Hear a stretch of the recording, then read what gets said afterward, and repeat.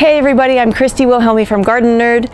It's fall, it's cool season planting time for warm winter climates, and I wanted to talk to you today about the difference between spring radishes and winter radishes.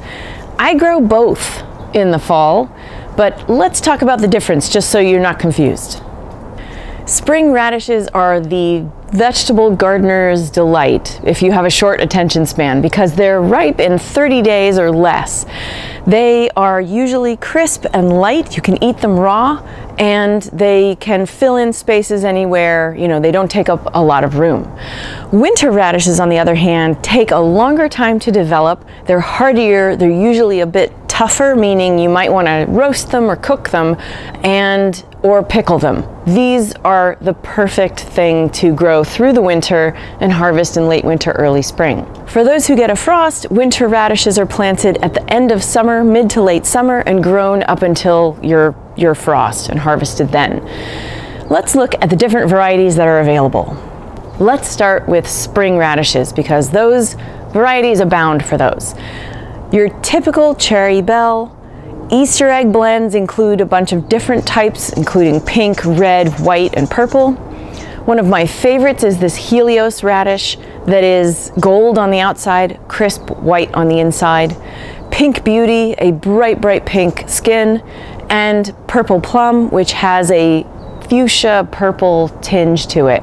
Once we get to winter radishes, we're getting into things that they grow much deeper into the soil. That's something I should have mentioned earlier. Spring radishes are great for growing in short growing beds. You know, if you only have 6, 8, 10 inches of space, spring radishes are for you. Winter radishes can dive deep down, like daikon. That can grow, 2 feet long.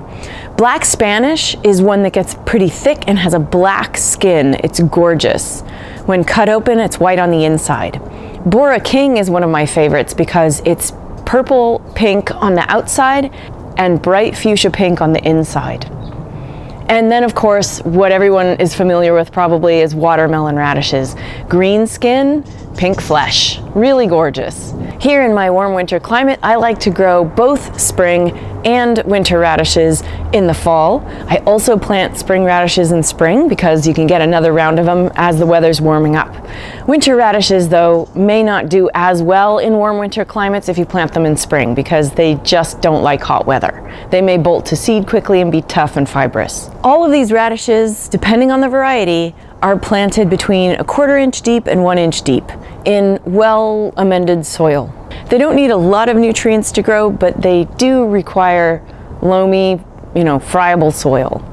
Oh, but here's a tip. This is a permaculture technique.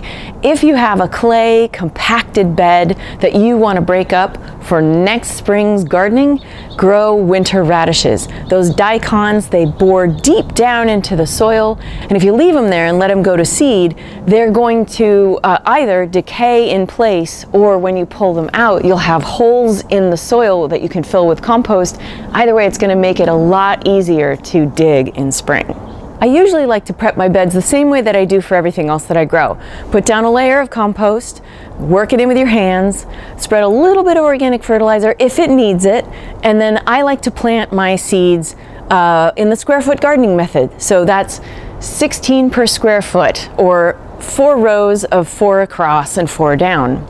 And that way you get a lot of bang for your buck. I usually grow 4 square feet of winter radishes and 4 square feet of spring radishes, and they all store pretty well in the fridge once you're harvesting them. Once they sprout, it's important to thin them to 1 per space. Otherwise, they develop a little bit wonky shaped, or they don't develop at all. Whether you choose spring radishes or winter radishes or both, they're really easy to grow. I recommend you give them a try and enjoy the color that comes popping out of your garden in no time at all. If you like this video, share it with your friends. Don't forget to subscribe and turn on notifications to find out when our next video comes online. Consider becoming a Patreon subscriber to support all the free stuff we do here at Gardenerd. And of course, you'll find more information about growing radishes in Gardening for Geeks. You'll find a lot of other information in my other book, Grow Your Own Mini Fruit Garden, and check out my novel, great for holiday reading, Garden Variety. Thanks for watching.